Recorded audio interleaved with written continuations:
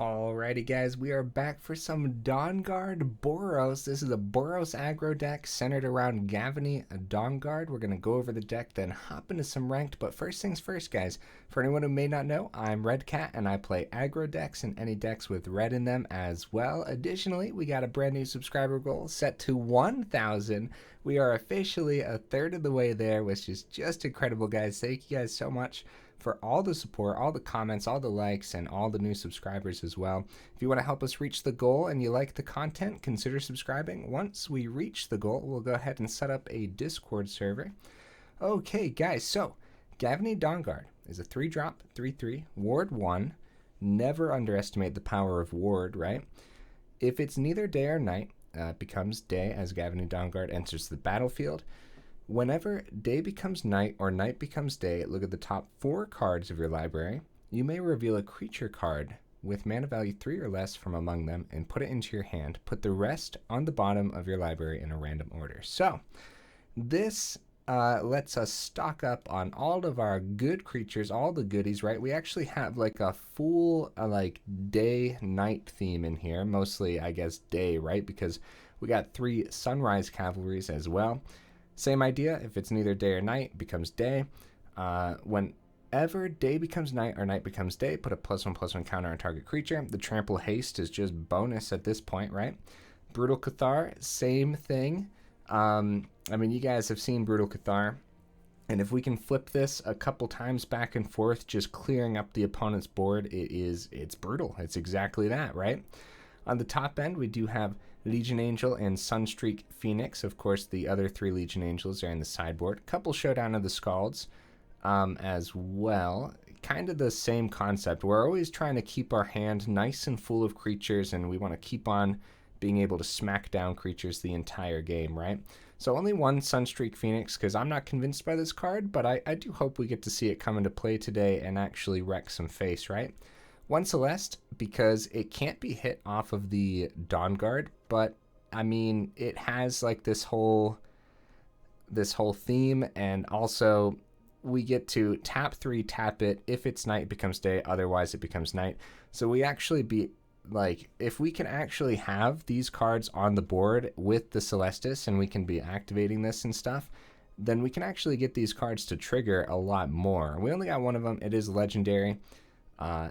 If it does really, really well, maybe go up to 2 and go down a Sunrise, but you know, you never want to see multiple legendary artifacts.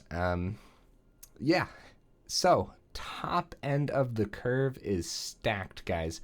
4 Hopeful Initiates, 4 Usher of the Fallen, 4 Fireblade Chargers, 4 Luminarchs, 2 Valorous Stances, and 4 Cemetery Gatekeepers. These are just all powerful cards. The least powerful of them is probably the Hopeful Initiate, and that's saying a lot because I still think it's a pretty good card. Valorous Stance helps us break through the dang eggs that is rocking, and then also the Indestructible might come in handy as well. Cemetery Gatekeeper lets us just pick off that extra damage that we need, and it usually puts in some work, which is really nice. Oh, noteworthy things in the mana base, guys. We do got a Den of the Bugbear as well, just one of them. We don't want to like get it on turn 3 and we need our 3-drop and then it has to come down tapped, right? We don't want it to slow us down. All right, guys, let's go take this into ranked and see how it does.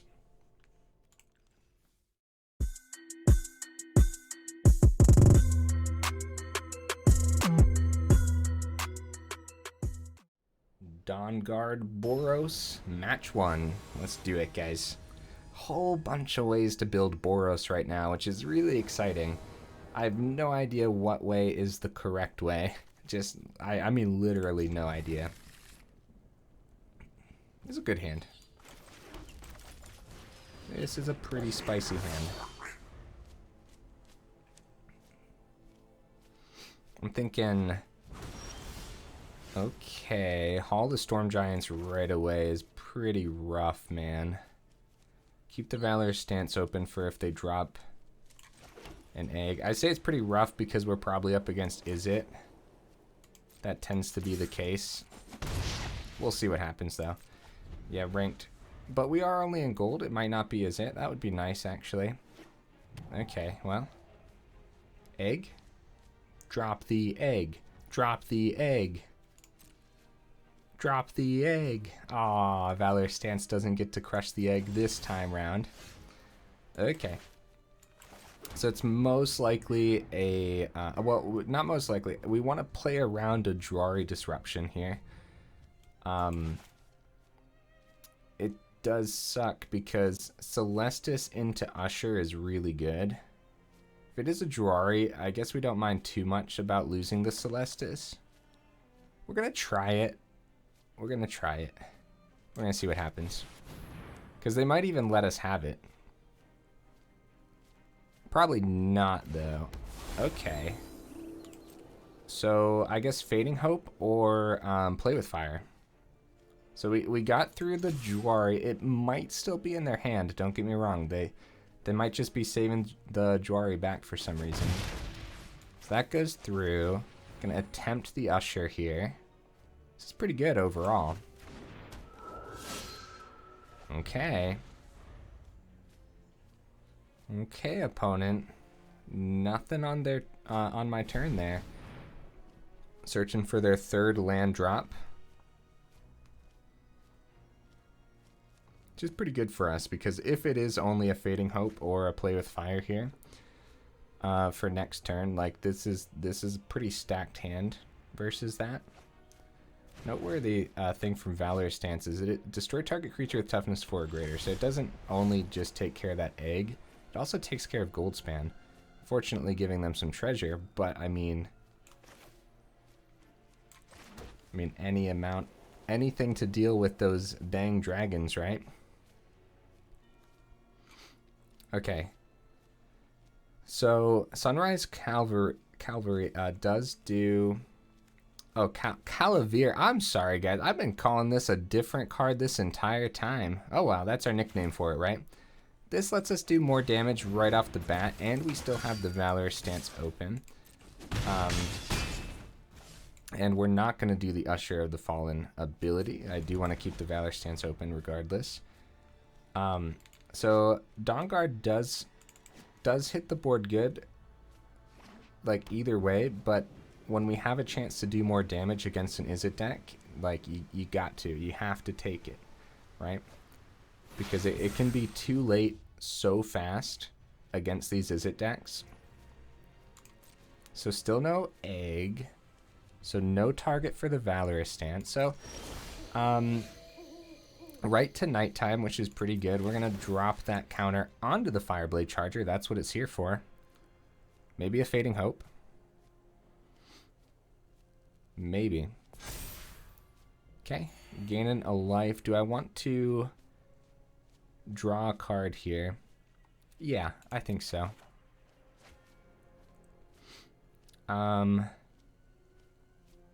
Yeah, we don't need the other land right now, so we'll send it. We wanted to still see what was on the top regardless.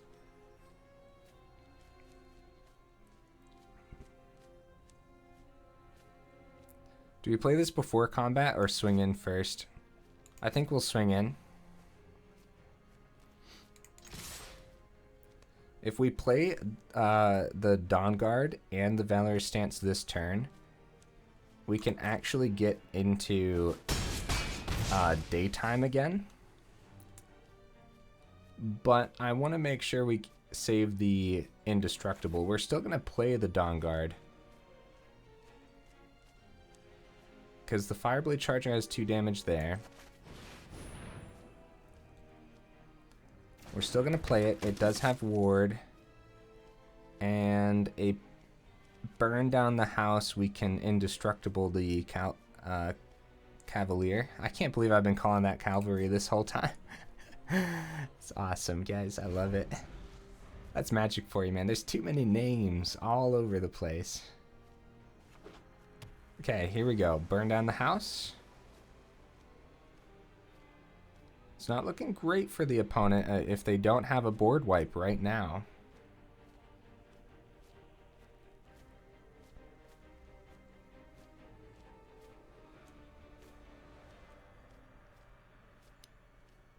Opponent's thinking. I'm kind of on the edge of my seat right now. Teach by example. Divide by 0 here. they can't hit the Dawnguard effectively. So if it's a divide by 0, if they take the... Okay. They copy it, take the Cavalier. I think that's just game. I think that's it, guys. Yeah. Good game, opponent. Nice, guys. We got there. First match of the evening, and we got there. We played it real safe, or relatively safe for an aggro deck the entire time. Not bad at all. Next match, let's do it. Unfortunately, I didn't have a whole lot of time this week to play a lot of Magic. And, yeah, usually, like right now it's Saturday, and then the weekly wins reset on Sunday. Usually I like to get those weekly wins done like really fast, really soon. That way if something comes up later in the week. This is good. This is really good, actually. Nice. Nice, I like it. Okay, we'll get the Usher of the Fallen down. We have to consider, do we just get the Gatekeeper down without a target? Right? We have to consider it.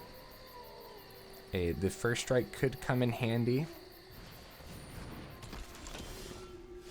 Okay, Den of the Bugbear.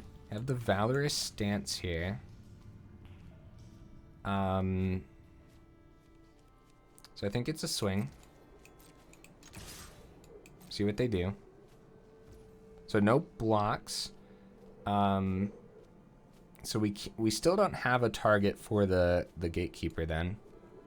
Yeah, they expect to buff this pretty high. So we got to save back the Valorous Stance too. Yeah, the big question is, do we actually save the Gatekeeper? And I think we do. I think we play this one slow. It's a life gain build, so either way they're going to be gaining way too much. Okay, yeah, Valorous Stance takes that. Oh, buddy. We're just going to do that right now. Destroy target creature. Toughness 4 or greater. Valorous Stance coming in. Let's go. Okay. So, Sundown Pass. And Luminarch's really good. We're going to see if they trade here, because it's a really good trade for us. They do not. Down to 16. Cemetery Gatekeeper gonna grab the Righteous Valkyrie. Any creature they play is now gonna do damage to them. So that's really good. Let's go. Down to 14. Not looking terrible. We have the Legion Angel here. We also have the Luminarch that can buff that first strike, but I think we want to start getting some air support here. Start getting a little bit of air support. A double block into the Gatekeeper would kill the Moondancer. Yeah, you know what? This actually isn't terrible for us. This actually isn't terrible at all. If we get some extra damage in, yeah, that's a win-win. That's a win-win. So they're going to try to gain some life, buff these up. Do you have another? Oh, nice. Oh, that was their turn, though. Oh, well, GG, guys. GG, let's go. We're off to a good start here. We might accidentally hit platinum, which is good. Which is really good. I only played one match in ranked off of camera, and it was with our Rakdos mid-range. Without editing the deck, I hopped into another match, and I actually ended up winning that one too. That was right after the video. While the video was uploading, I was like, I'm gonna try this again, because we had 100% win rate with that deck, I believe. I think that was the one. And then I tried it again and still ended up winning with that Rakdos mid-range. I mean, that might be a decent one to try to grind up to Diamond. It just, unfortunately, comes down to time at that point. And the Rakdos mid-range took really long. The matches were a little bit extended. Good hand. Hopeful Initiate or Fireblade Charger. I think Fireblade Charger, since turn 2 is Luminarch, right?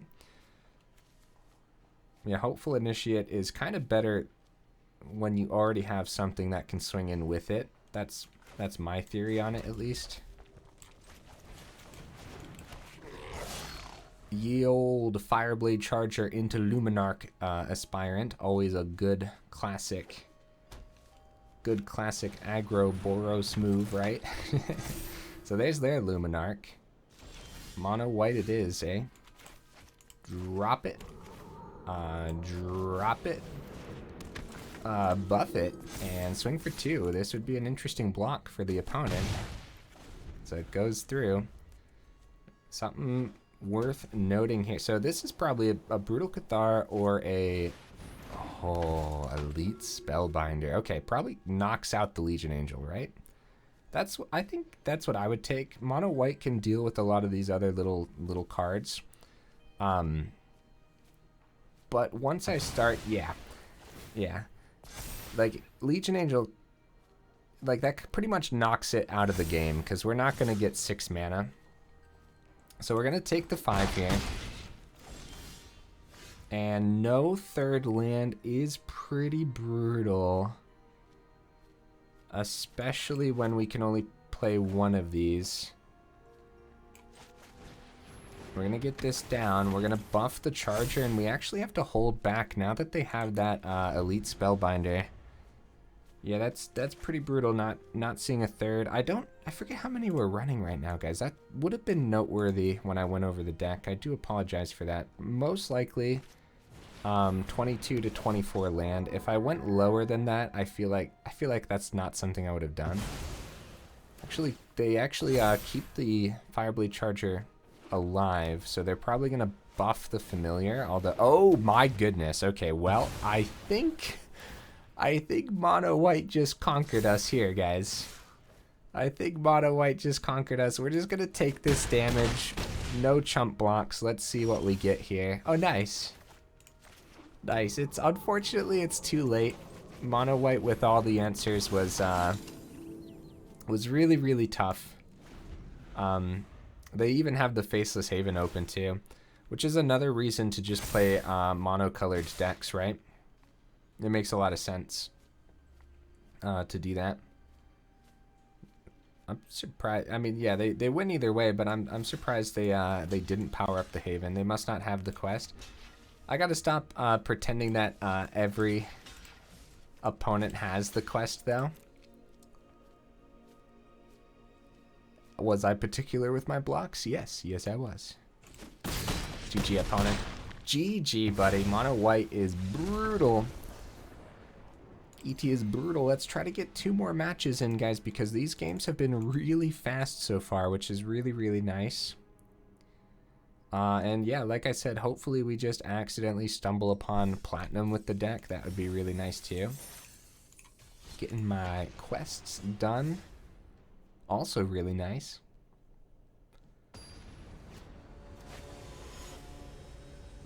Yeah, guys, it's only been 18 minutes and we got 3 matches in already. Nice.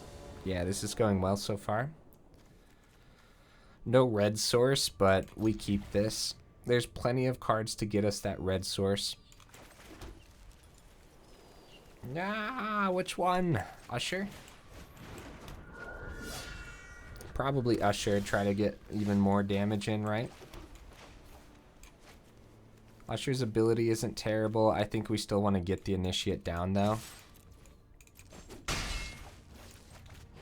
Yeah, it sucks that the training, you actually have to attack with the other creature. I mean, training would probably be pretty broken if it was just like, if a creature with a higher power attacks, give it +1/+1. Oh my goodness, that sounds really good, actually.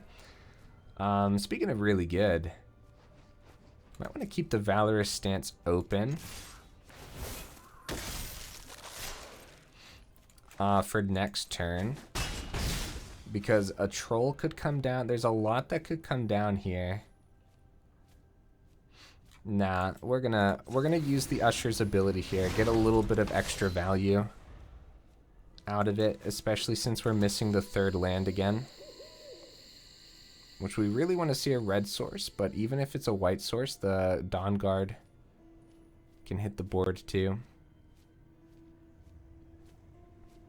Surprised we haven't seen, like, what the crap is that? What the heck are you? Okay. Instant or sorcery. If it targets one or more other permanents you control, create a token that's a copy of one of those permanents. Okay. Okay, interesting. I wonder what the deck is here. I wonder. Okay. So, I don't think this is a full swing, unfortunately. Well, we could full swing, and then, yeah, this is pretty bad. We could give something indestructible. I don't think so, though. I think we drop the Usher. Yeah, missing that land. I guess it was a mulligan, but at the same time, we were set up for some great early turns there. So now at this point, it does unfortunately come down to luck of the draw, getting that red source. That's not good.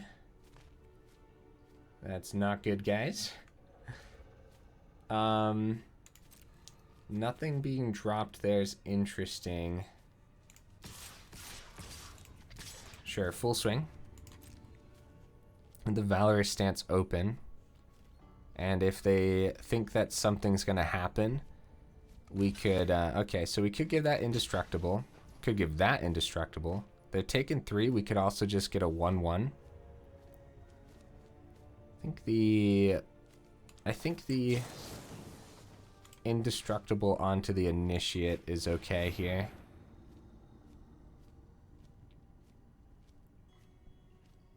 I think we save it back a turn. We were trying to see if we could just slip or cheese some extra damage in, but opponent did not fall for it. Snakeskin Veil. So they get that bonus. They get some life back. But, I mean, it's still... The Innkeeper still dies unless they have something else for it. Which it's looking like they do. Inscription coming down. Look at the opponent's deck, guys. The Innkeeper combo. Pretty sick. If I'm going to lose a match, I want to lose it to the deck that the opponent is playing right now because it's just really cool.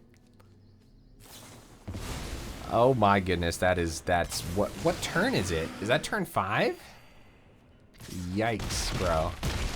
That's a hall breaker. That's a plains. That's a plains, bro. They gained so much life from the Innkeepers too. Okay, well, I mean, it's kind of a GG. I have to save. What the heck? Are you gonna copy the hall breaker and send all my cards back too? Dude, there's no way. So they get another hall breaker. Look at how cool that is, guys. Let's go, opponent. Let's go. That's pretty sick. I don't have the cards necessary to make this deck, unfortunately. I'm assuming they're running 4 inscriptions as well. Good game. Also, nice. You know what? Let's just let him. It's over, guys. It's over. No blocks. Like, it was a mulligan. I know it was a mulligan hand. That's my fault entirely. Alright, let's see if we can get this deck win rate back up to a 60% here. One more match. Let's see. Might even be able to go longer. It's only been 23 minutes, man. I guess I've just been playing decks that take a lot longer recently. This deck wins fast and loses fast, I guess, which is nice. That's something that you want for ranked. The thing, though, is that you actually want it to win more. Yeah, no red source here again. Guys, after this, we're going to check the deck and make sure that I did the mana base right. The game doesn't think I need a red source. That's such a bad hand. Oh, no. Oh, no, guys. Yeah, we can't trust sending a land back at this point, seeing that the last couple games has been really rough for that third. Oh, that's such a bad hand. Okay, Luminarch. Luminarch is a good draw, always. Red back Take a rest, buddy. You flap your wings too much, man. You're flying all the time. You're flying during every video. You gotta rest up on that chandelier. It'd be cool if you could select the default state of your pet. That'd be pretty sick. So they end up deadly disputing on their turn. Okay. I mean, they might have something with the treasure. No. That's interesting. I have no idea, man. I don't know, bro. They might be like me. Like, I get really impatient with my instants. Like, you guys know that feeling? It's just like, I just want to play this now. I don't want to wait till the end of my opponent's turn or whatever. Nice. Getting a 2/3 lifelink flyer is pretty spicy. Grabbing the Ibat or the Deadly Dispute with the Cemetery Gatekeeper is actually really good. But Brutal Cathar comes in here really strong too. Like, really strong. So I think it's Brutal Cathar.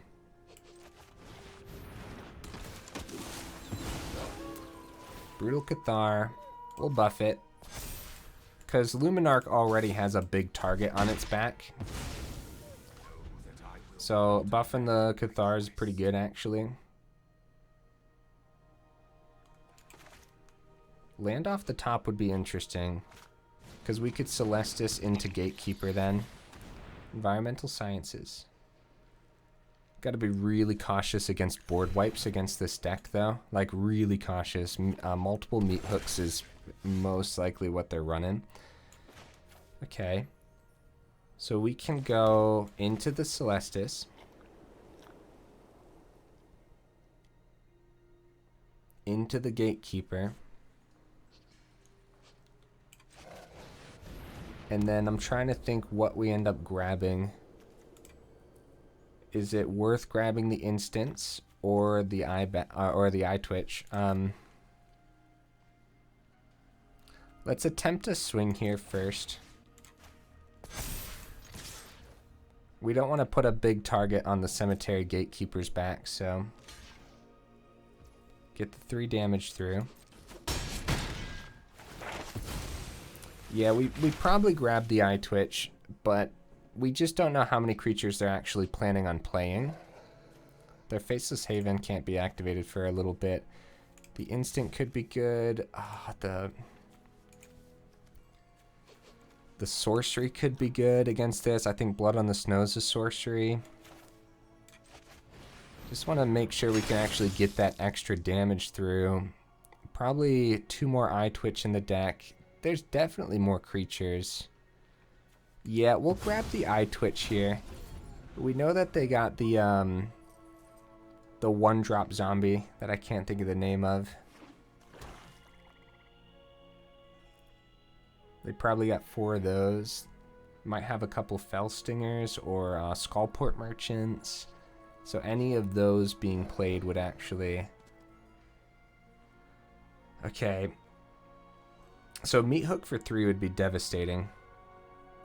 But we do have the Showdown of the Skalds, which could help us out tons here. Okay. Well, that's scary.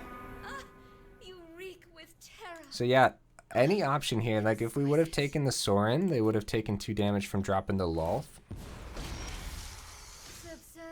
So that's pretty good. Double block into the Luminarch might happen.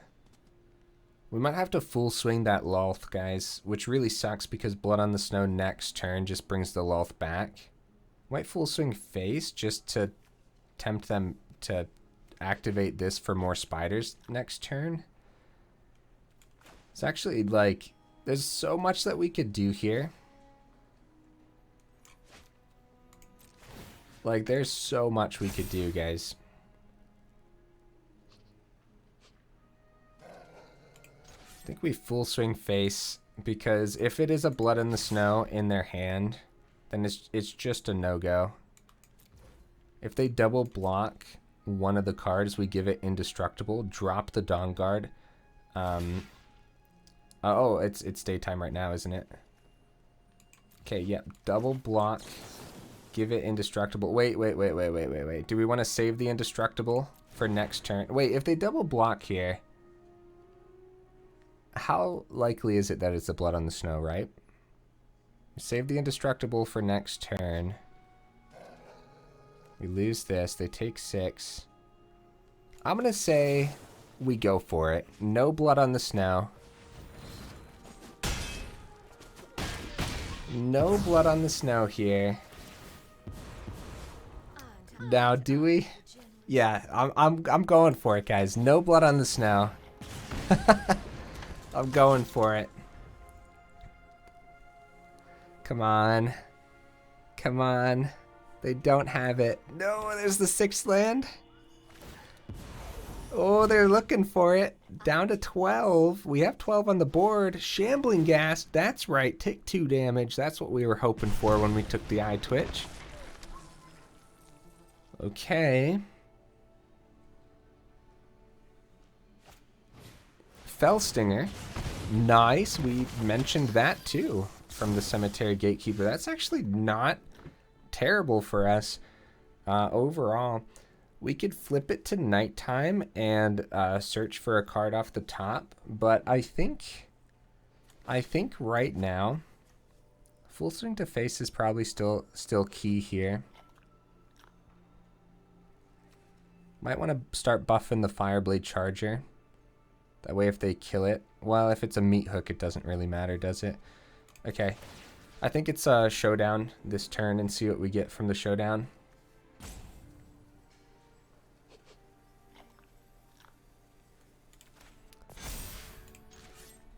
Full Swing and Face. They have 2 open swamps here. Yep, the Chump comes in. In the trade with the Luminarch, the Lolth is going to go up to 5. They're thinking about the Gavony.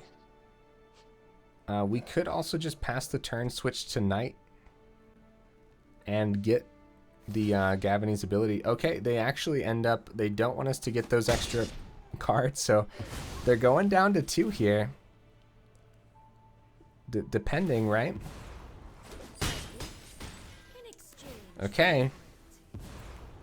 We're going to Showdown. They can't play any creatures as long as that, ooh.